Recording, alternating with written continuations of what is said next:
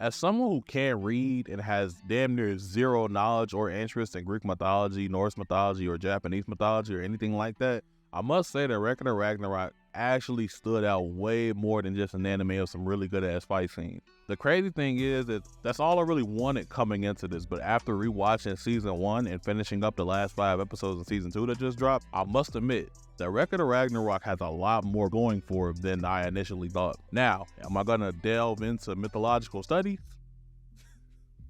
Hell no. Nigga, fuck out of here. But I will say that I enjoyed the educational aspects that Ragnarok has to offer. But that's enough intro, gang, so let's talk about it. So, you know how we do things around here. First, we start off with the story.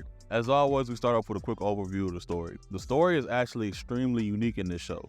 The gods are holding this huge convention to determine the fate of humanity. A lot of the gods were leaning towards letting us perish because we're not helping ourselves. They're not wrong. But a Valkyrie named Brunhild proposes an idea, a tournament to give humanity a fighting chance. 13 fighters from the god side and 13 fighters from humanity's side. So instead of your traditional story structure, it's really just broken up into the battles and the backstories of the combatants in these battles. So we're just gonna run through the ones that we've seen so far and give my thoughts on them. The first fight was Lubu versus Thor. And upon my second watch of this fight, I think it's way better than my initial thoughts when I watched it a few years ago. Upon my first watch, I was kind of bored because I thought it was like a lot of backstory. And this was years ago when I used to watch nothing but action anime. I was really just being impatient. I was already mad as hell that the word Mjolnir was having its way with my stupid ass. And I was mad that the second letter Mjolnir had the audacity to be a J, but I digress. This fight was really good, and it really did a great job at showing that the humans actually have somewhat of a chance to win this tournament. Not gonna lie, when Thor upped that fat ass handy manny, I was really ready for extinction. But then they let us know that we have special weapons that can harm gods, so we do actually have a chance. I mean, shit didn't matter. Lubu got his ass cooked, but it wasn't a slaughter. And learning who Lubu was actually pretty interesting. This is a really good fight in the end. Round 2 was a real heavy hitter, gang. If we're strictly talking about combat, this is the best straight up hand-to-hand fight in the show. Adam versus Zeus. This fight was super action-packed. It was straight to business. I don't even remember it being that much backstory, to be honest. Adam really got hold in the end, but man, watching him use that copy ability was so fire. They definitely did this fight justice, and this is a really hype and extremely beautiful ass fight. Shiva lucky as hell that Zeus stepped in and fought this round, gang, because Zeus knew that Shiva was gonna lose that shit. The execution of this was pretty much flawless. I wish that Adam won, I'm not gonna lie, but I can't complain. This fight was phenomenal. Round 3 was actually pretty creative. Sasaki Kojiro versus Poseidon was a great fight. On paper, this really should have been a slaughter considering the ring was surrounded in water, but due to Poseidon's overconfidence and Sasaki's battle experience, Sasaki actually managed to win this one. This was a great fight through and through though, full of some cool ass moments. I don't know why, but that part when Poseidon started whistling and he like slicked his hair back with the blood was raw as hell to me. And seeing Poseidon like stare into the crowd menacingly and shut them niggas up was super cool too. It's cool to see Sasaki's backstory and how he became this, he gained the title of the greatest loser of all time. And I like how his ability actually made sense. Like, he's been through so many fights throughout his life while he actually just went around and like was fighting niggas. And it made sense that he had that ability to predict movements and shit like that. Still, I will say that this is probably one of the more surprising outcomes so far. Poseidon definitely seemed like he was about to beat his ass, but I enjoyed this fight and its conclusion. It did really well with this fight. Now in round 4, we have my favorite fight in the show so far. Jack the Ripper versus Hercules.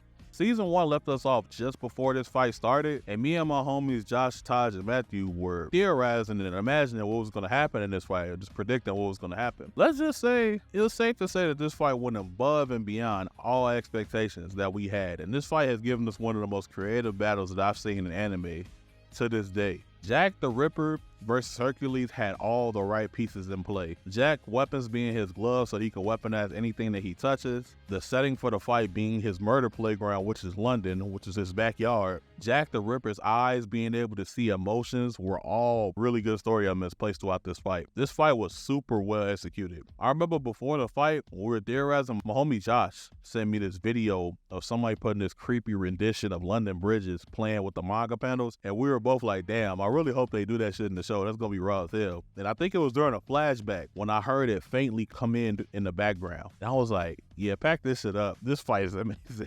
This fight is perfect. And then Jack was like walking down the street in the middle of the street singing it himself. I was like, man, this is really like the icing on the cake. They really showed their creativity with this show, with this fight. The finale of the fight was so smart too. Jack weaponizing his blood was actually a pretty creative idea, and it made so much sense of why he won. It's such a creative touch for this fight. Round 5 was a good follow-up too. I was expecting Shiva versus Raiden to be like a straight up brawl like Zeus versus Adam was, and it was exactly that. This is probably the closest thing you're gonna get to a Baki fight in this show, to be honest. This is really just two like unga bunga ass niggas just throwing hands. This fight was pretty brutal as well, and I'm always down for that. Them niggas was tweaking for they started having a headbutt off so intense that it'll make Tanjiro jealous. I really enjoyed the techniques used in this fight specifically. Shiva's dance in his berserker form were raw as hell, and you don't see the sumo type of fighting style in anime very often, so it was very refreshing to see Raiden use his techniques. For my Street Fighter players, it probably made all you E Honda mains rejoice.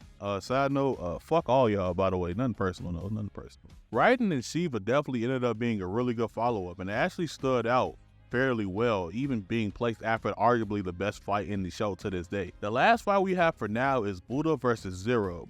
And gang, this was phenomenal. So every fight so far has had something different going for it, right? Some fights have been endurance battles, some fights have been straight up strength, some fights have been up to technique and battle prowess, and some fights have been won by pure strategy. Buddha vs. Zero is probably the first fight in this show that has a bit of all that, but this fight has its story in the forefront. Part 1 of this fight and part 2 of this fight were beautiful. In part 1, seeing how Zero got to that point and seeing Zero's backstory, how he got to the point of losing his mind, just having Buddha talk to Zero and enlighten him while he was beating his ass was actually really cool to watch. It's cool how they actually developed a friendship throughout the fight too, and that it showed Zero reverting back to his original form, which is really beautiful. It's a really beautiful touch. And in part 2, where they revealed Hades and Beelzebub, and they revealed that Beelzebub planted a seed in Zero, paused, and essentially spawned in Hajun and manipulated the fight was a great touch too. Showing that, yeah, it's other things going on besides the tournament. It's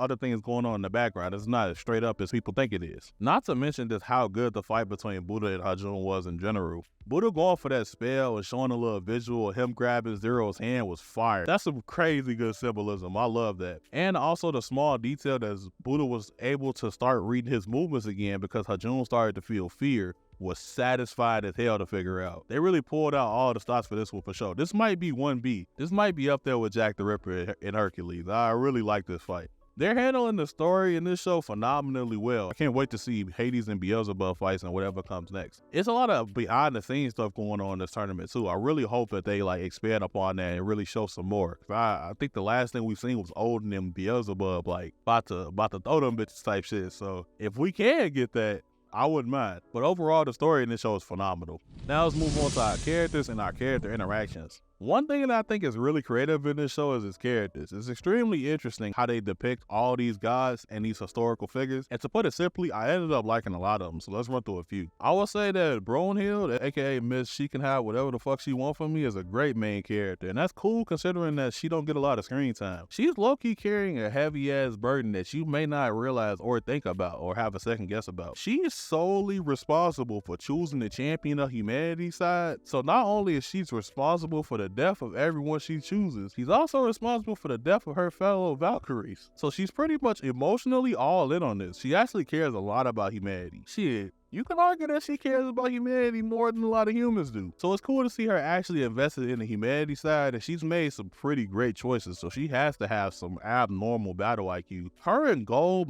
actually make up a bit of the comedy of the show as well. I'm not gonna lie, it was funny as hell when Zero turned into Hajun. After the transformation, the camera zoomed in on her, and she was like, the fuck? Because I was thinking the same shit. Gold is actually pretty cool too. I like her perspective on this whole ordeal because she seems to have quite the internal dilemma going on. She's with Brunhild on all the human side, on being on humanity side and all that shit, but she actually favors some of the gods. And that was pretty clear when she saw Hercules die. In that moment, she really hated Jack the Ripper. But I think she understands that they're fighting for their existence, so she can't be too mad at that. And she actually showed a bit of concern for Jack later on because he was so hurt after the fight. So it'd be cool to see her stance on all this in the near future. Speaking of Jack, gang, Jack the Ripper, aka Jack the Whole Getter, then Killer. Such a great character, folks. This might be the fact that the authors and the character designers actually made this nigga cool as hell, Or it might be the fact that my mental health is in a deeper shithole than I initially thought it was. But regardless, I've never vibed with a complete psychopath this much. How cool they roll him damn near makes you forget that he's a sick ass nigga. Did I forget to mention that he fleeting a bitch? Cause gang, he is. He damn near the best dressed anime character of all time. They really blacked on his character design and his dialogue. I really like Jack the Ripper in this. Gang, they roll Adam like a gangster in this show. They roll Adam like he hold his gun sideways when he shoot. They made him cool as hell. The way he walked in Eve's trial eating those apples was funny as hell, for he don't give a fuck about nothing. And I love that. He's super rebellious. I like how quiet they made him too. Like from what I remember, he didn't really say much in the show. He was just chilling and throwing hands. As a Christian, I need to start a petition to put that Adam in the Bible for sure. I ain't gonna lie. Buddha was really cool too. I really like the rebellious vibe that he gave off. He hates tradition, and I like how he went out of his way to interrupt any tradition that he's seen and break it up. He walked in and took his brother's casket at his funeral and walked out like it wasn't shit. He was like, yeah, this is mine, and nobody could do anything about it. That's the best part about it. He walked past these niggas fast. He was like, oh, you niggas fasting for your God? Oh yeah, shorty, here's something to eat, so you'll have to serve a God that'll make you suffer. Oh, y'all about to sacrifice this woman to a fire for y'all God? Excuse me, she's with me now. Push off, dummy. His compassion towards Zero was really cool to see. Buddha's a really warm person. He's just rebellious, funny, and kind-hearted. They really made a great character out of Buddha's portrayal. The rest of the characters are great too. Odin seems terrifying, and I appreciate that. Hades is flea as hell. And it seemed like Hades got a real evil ass side to him. I mean, he is the king of the underworld. So I'm really excited to see what they do with Hades in this next fight. I want to see like the Chinese leader too. I want to see the Chinese emperor as well. Ares being the god of war and him kind of being the scariest nigga in there, it's kind of funny. I ain't gonna lie. Loki seems like a hater, but I actually like his character, and I've seen the renditions of Loki or portrayals of Loki already being a hater, so that's not nothing new.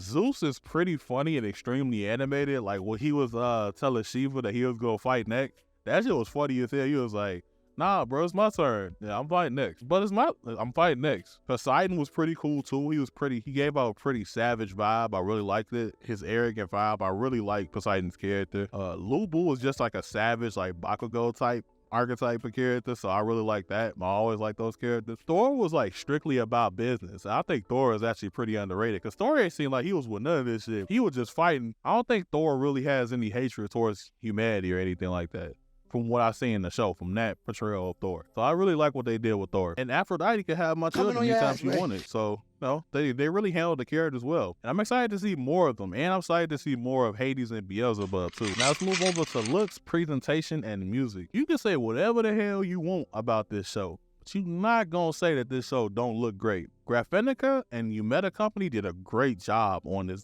animations of this show. This show looks amazing. This show has a bunch of cool and ocular pleasing visuals. Every single one of these fights look amazing. There's not one fight in this that don't look good. They really did their shit on all of these fights, and there isn't one fight in this show that didn't leave me in awe after it concluded. The music in this show is great. Every character has like this background song that they have that's like culturally appropriate, and it still sounds like really good. I really like that. The choir pieces and their orchestral pieces in this feel very grand and full of emotion. They come in at the right times, like during these huge parts of the fight. The openings and the endings are pretty solid songs. I have them in my Spotify library and my Arigato playlist, link in the description for that. And the song at the end of the Buddha and Hajun fight was actually pretty good as well. As far as the looks, sound effects, and the music, this show has done phenomenally well in these departments, and I can't wait to see them break their own boundaries yet again this next season, because season 1 to season 2 was a big jump, and I think they can keep that up. I'm pretty confident that they can keep that up. Overall, these first 2 seasons, I came out with way more than what I was expecting. I came in looking for a fun, brutal, and visually pleasing anime with good looking fights, of course. But I came out with a great and very unique story. I actually learned a decent amount about mythology, and I learned about some historical figures that I've never heard of before, and some things that I didn't know about the ones that I do know of. I fell in love with the iterations of these historical figures and these guys. Record of Ragnarok ended up being an extremely pleasant surprise. It's a show that I would recommend to pretty much anyone. It's not that many episodes out. I would say that it's pretty approachable too, since I started watching this when I was in my closed-minded phase in my anime journey, so I was just nothing but an action junkie. So I think it's pretty approachable for any anime watcher. Because if I could watch that back then, I think anybody could watch it now. Because I was pretty close-minded back in the day. So go check this out, man. Like, please go check this out. I promise you that you won't regret it. This show has a lot of things to offer if you like pay attention. The show is really rewarding to watch. It's really cool how they incorporate mythology and actually like teach you something while giving you these good ass fight scenes and this decent ass story. I really love it. Ragnarok is a great show. But that's all from me, man. As always, have a great day. Love y'all, man. Peace.